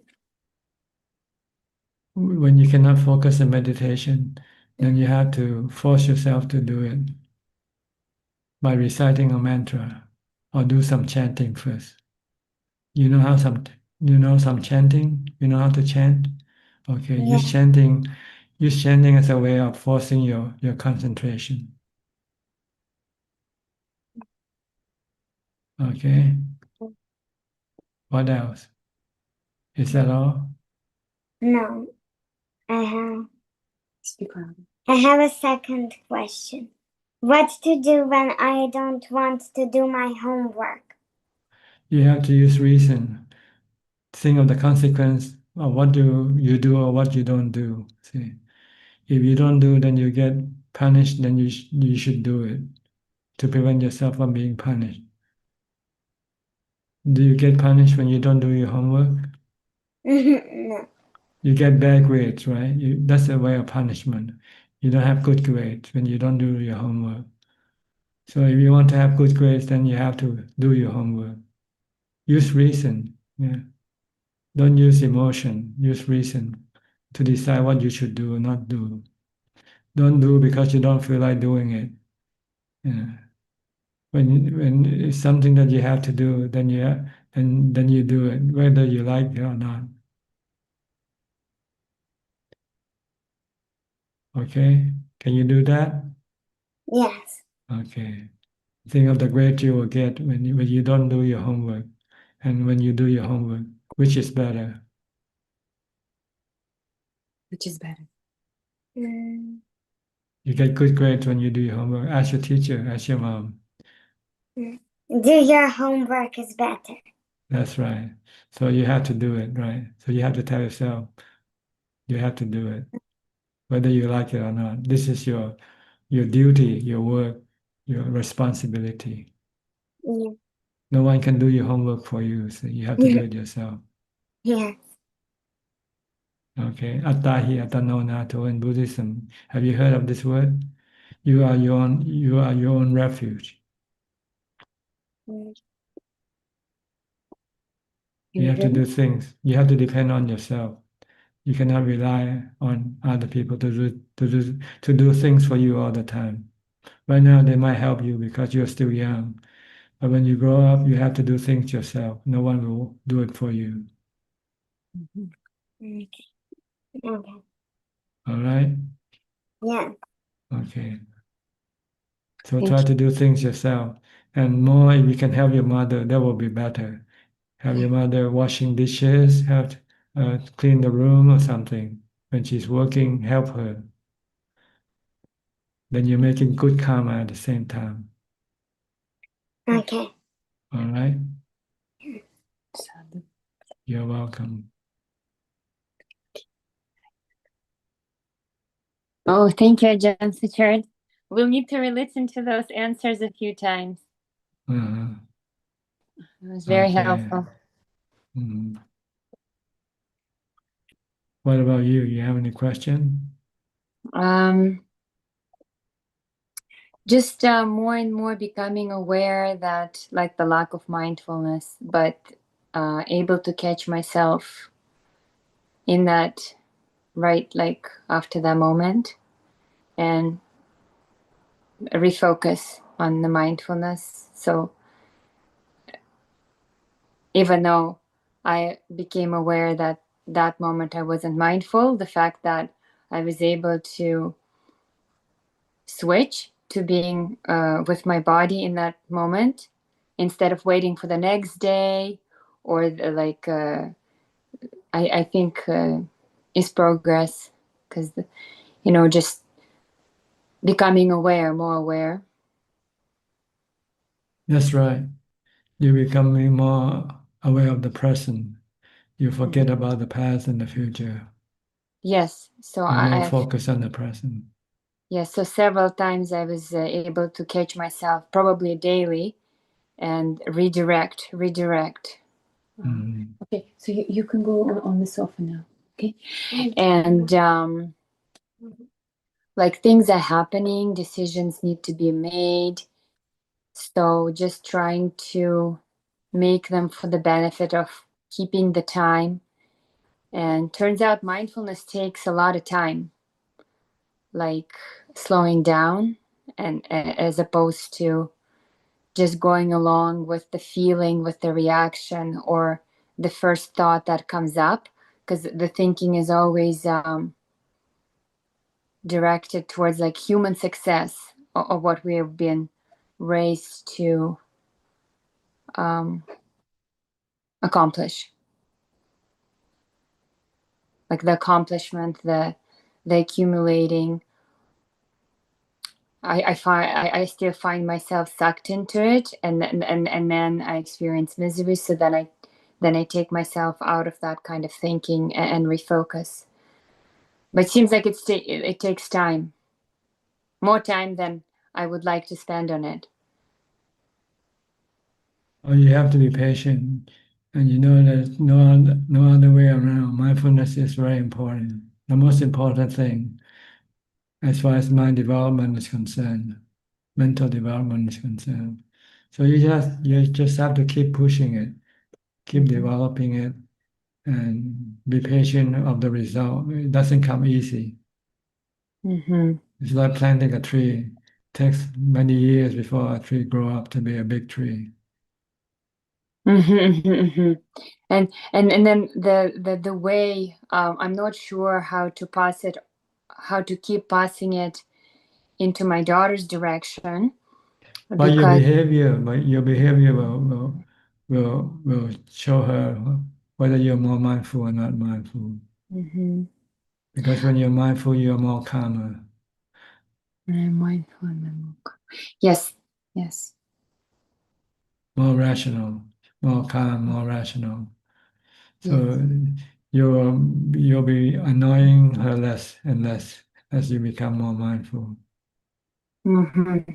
Just yeah. I feel like instead of making a step back and making 2, 3 steps back, I'm like step forward, step. Oh, sorry, the other way. Instead of making step forward and a few steps back, it felt this week that I was going step forward, step back only. So step forward, step back. So I guess that feels like more progress than going just a step forward, which is great, and then many steps back again. Well, at least as long as you maintain your momentum of going forward and not coming back, going Yes, backward. it's not as forward as I would have imagined it to be. You have to be patient, or you have to work harder if you want to go for it to go quicker. Then you have to Even work more. even maintaining takes a lot of effort. Mm-hmm. So just do whatever you can now. Okay. There is 2 situations. I'll try to explain really quickly. One is personal, like I hurt my rib, and in 3 days it didn't get better, and so I had to go very quickly to have the X-ray done and everything. And turned out it was like a little cracked and displaced where my spine is, so I had to have an adjustment. And as the doctor was showing me the X-ray of the back between the shoulder blades, I couldn't believe it. There was like a curve. It was like wasn't like straight, it was curved. And it seemed that the doctor was like more upset than I was, because the curve was there, and the consequences of the aging is that the curve has started to take place, and then it will like it's the deterioration of the body, right? And so I might need to do some therapy for that. But in my mind, I wasn't as upset as I should have been, just realizing again how like impermanent this body is, and I can spend like all this money and all my time trying to correct the bones, but the bones are already set that way. I don't know how many years they've been doing that. And just like in that moment, I had the realization how the mind is more important than the body. You know, they're not as equal. That's right. The more is more important than the body. If you can take care of the mind and not feel bad about your body, then it's okay to live with the body as it is. Yeah, because I think there was an underlying thought that the mind could change the body, and I think it really like just lightened up. Oh no, they are separate. Like the mind will not change the back curvature. It's just there, and it's okay. It might be able to, but it might take time to change the body. Might not be able to, but it might be able to, but it will take time because it took so long for it to be curved. Now it will take a lot of time, similar time to make it straight again. I If just it's worth figured, the effort or not. well, I don't know, because like I think all I could do is probably maintain it from curving more, because the doctor said it will like press on my heart, like it's on the left side, so it's gonna like put pressure on my heart and the lung, and if I don't do anything, it's kind of going to like create issues for my heart and the lung. So try to stop it from curving more. That's all you can do. Yeah. By trying to be mindful of your posture. Try to be standing straight, sitting straight more. Well, that's the interesting thing, is that I am always doing it, so it's just something inherent, and like I will obviously push myself to just do maintenance exercise. But the interesting thing is that I wasn't upset over it. I wasn't like because your mind can accept the deterioration of the body. Okay. Okay, so I will need to make some time for this physical therapy now. Because the body is anicca, it's temporary. But could I just leave it as it is? As long as you can take, if you can accept the consequences of living it, then okay. The consequence might be more pain, but if you can live with the pain, then there's no need to do anything. Well, it's probably that's what has been causing my migraines. That's the thing. Because like it's not like visible, even to me. Like it just on the X-ray it showed. So okay. And then and then so talking about this fear, how like I was like, oh, like the fear wasn't there, but then I had a dream that there was a snake and it was just like trying to bite me very actively, and in the dream I just like seemed like very like concerned that it's gonna bite me because it looked poisonous and it was in the home, and then the snake hid in the home, and like I was so, even though I was trying to find it, I just like couldn't seem to find it in the dream because there were so many distractions. And then upon awakening I was reflecting how like, okay, so like the fear of death is so hidden underneath all the carpets and the furniture, but it's there and it's very real. Like I knew the snake was in the home somewhere, but just because I couldn't see it and I wasn't ready to die. That's because you haven't seen the truth of the body yet. If you see the truth of the body and you know the body's gonna die. But it wasn't ready to die in that moment of the bite. But it doesn't matter whether you're ready or not, Doesn't it's gonna matter? die. Oh, okay. If you're ready, then you have no No suffering. fear. Then it doesn't matter if it bites me or not. That's right. Oh, okay. Oh, But that's you have interesting. to be accepting, seeing the truth. Accepting of death, dying. Yeah, of that truth that you cannot avoid. Okay, we have some other people waiting and we only have a few minutes left. Is this enough for you for tonight? Yes, I just made just some good news. I made a lot of progress with my mother. I was able to just listen to her, and you know, at the end of the conversation, she's like, "Thank you so much for speaking to me nicely." It was just a huge progress because I was just not reactive. Yeah, you have loving kindness toward her. Yeah, I really try to just keep pulling back and try to just keep myself from getting, caught in that emotion that she was going through. Yeah, just watch. Just to be a listener. Yeah, thank you. Okay, good. Hope you can keep it up. What? Hope that you can keep it up. Oh yes, maintenance. Yes, I'm trying. I go see her this week. Okay. See how it gonna happen, okay? Yes. Okay, good. Next, Samanji. You didn't make it last week, huh? Yes, Ajaan, I couldn't make it last week. Nice to see you today, Ajaan. Yes, what can I help you with? Beg your pardon? What can I help you with tonight? Yes, I have a couple of questions. Can I go ahead? Sure, go ahead. I thought of focusing today's questions on particularly on meditation, Ajaan. Now, should a meditator, a person who meditates, should he share his experience with his friends or family members, or should he keep his experiences, his or her experiences to himself or herself? It depends on whether they want to listen to him or not. If they ask, then you can share. You can tell them. But if they're not interested, then it's just a waste of time. Okay. So it's okay to share with another person, no? Whether he's interested in meditation or not. Unless the experience is something that is not usual, something extraordinary. And if you share, they might be disbelieving you, and they might think you're delusional or something. Then you don't want to share that with them. Okay, Like if you have some psychic power, for instance, and you tell them that, some might believe you, some might not believe you. So maybe it's better not to tell them this thing. Okay. Or discuss with somebody who has similar experiences is okay, because they'll understand you. But people who have no experience, if you tell them something extraordinary, they will not believe you, and they might think you're delusional or going crazy. So you have to watch what you say. Your experience in meditation can be quite unusual for for people who have not done it.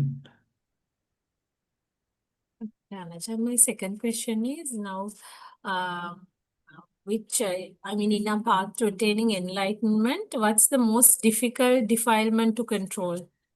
They're all difficult. Sorry? They are all difficult. Okay.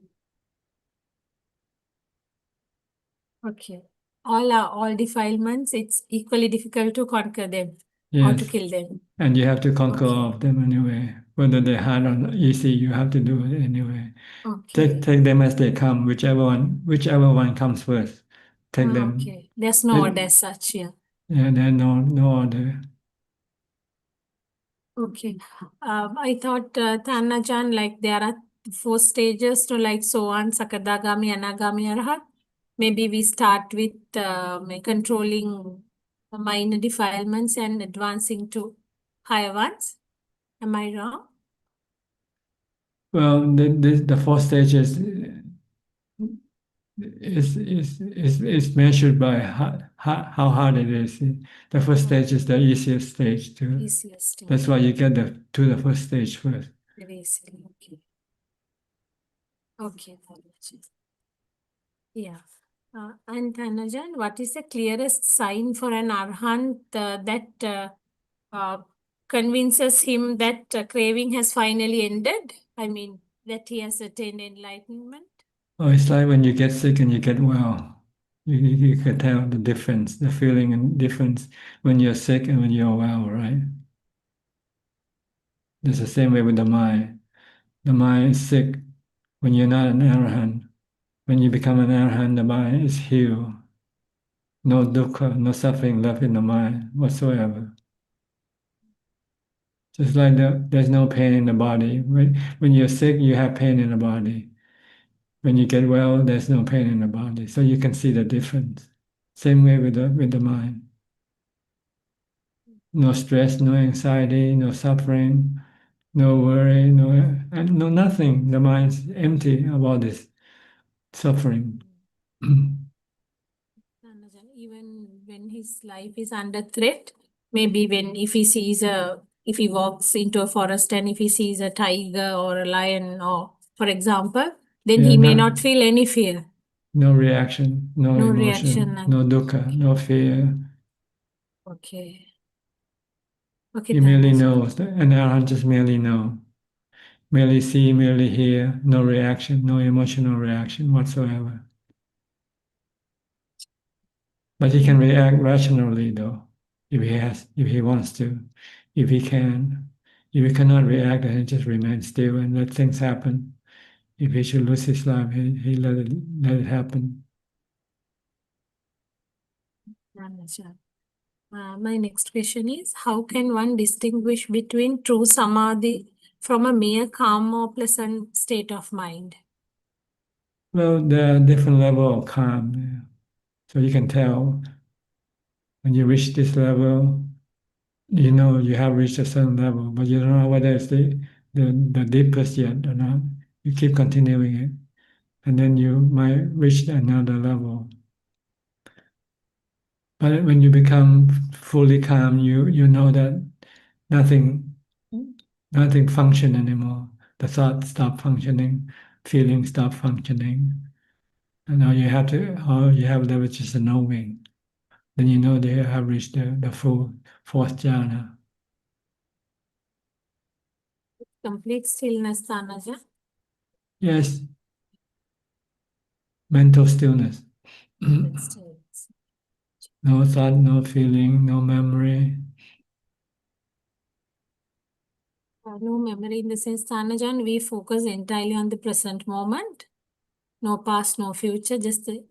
Yeah, just merely knowing. No Just body, merely knowing that nothing. way. Emptiness. And happiness at the same time, blissfulness.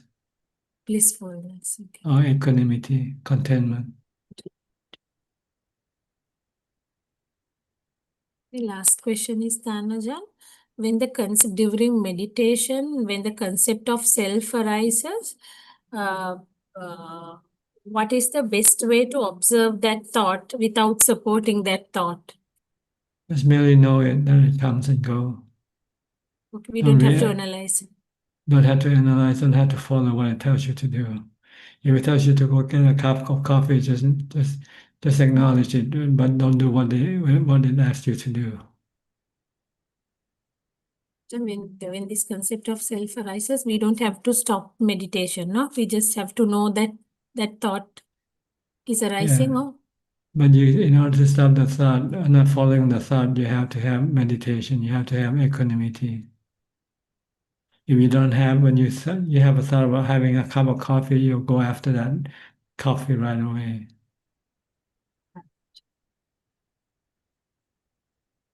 Can I ask one more question? It's not related to meditation.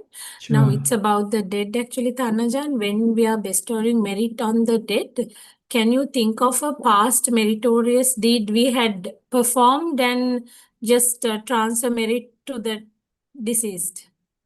Based on a past good deed we had done.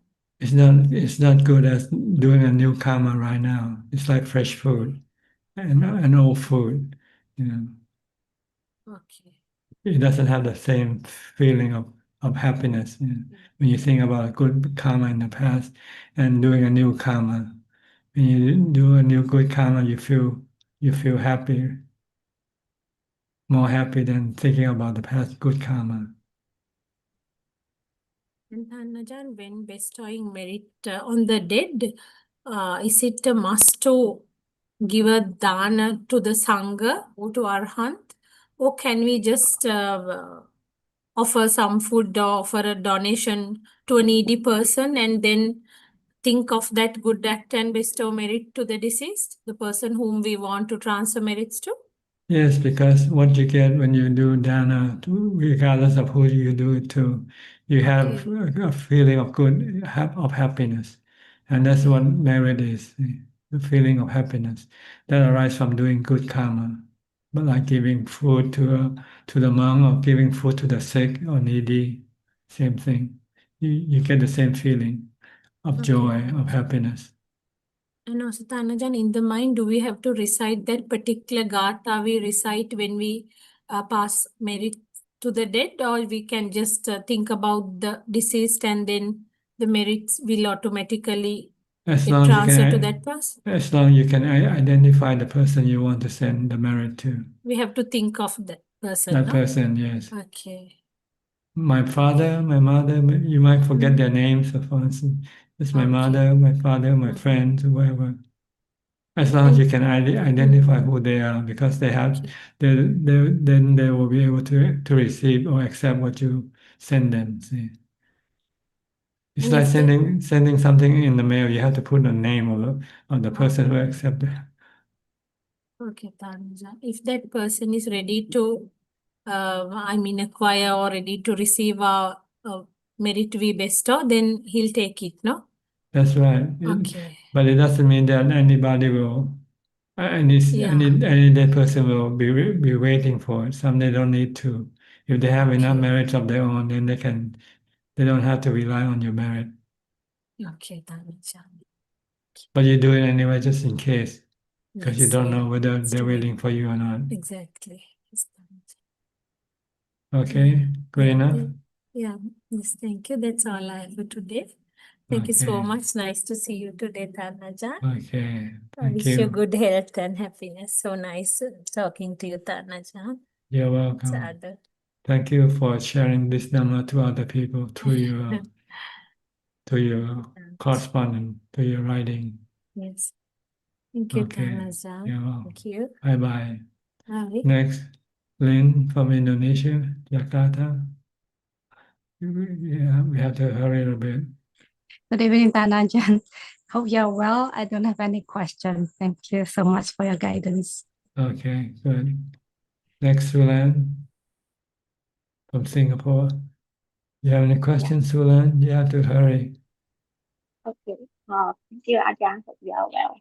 Yeah. I just want to ask if you have any advice that I feel triggered by my mother, by sometimes what she say and what she do.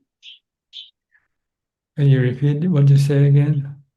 Oh, I want to ask Ajahn if you have any advice if I feel triggered by my mother. Feel cheated by your mother. Triggered. Not cheated. Triggered. How do you spell the word? T-R-I-G. Tricked, being tricked by your mother. No. Triggered. Trigger. Yeah. Just don't respond. Just merely just let it come and go, pass. Don't react if you can. Okay. Can you do that? Just merely know that she triggers, but you don't react to her trigger. Oh. But if I want her to keep quiet, You walk away. oh, I just walk away. Yeah, walk away. Then she'll keep quiet because nobody is talking to her. Oh, but she keep mumbling. Then what? That's her business. You cannot stop her. Oh, Don't then try if she to get don't try to change or force her to be something different. This is the way she is. Don't try to change her. She's an apple. You don't want to change her to become a mango. okay, because sometimes if she mumble too much, then later That's her business. we If you get don't like it, scolded. just walk away Oh, or put on an earplug or something. or later there's a conflict in the family. I want to avoid that. So Just as long as you I don't can very react, as long as you don't react, there will be no problem. She just there want to will not. express her view. She just want to express her emotion. That's all. Oh, okay.